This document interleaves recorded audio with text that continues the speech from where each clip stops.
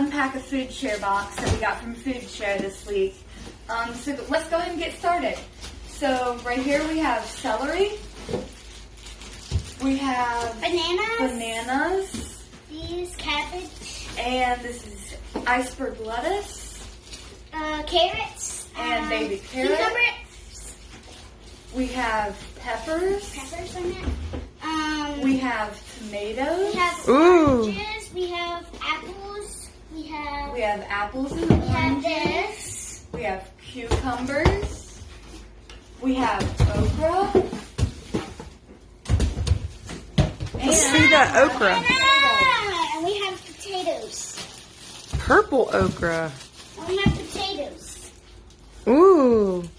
How much did we pay for this food box? $5 with our SNAP card. That's right. What city did we get it from? Spartanburg.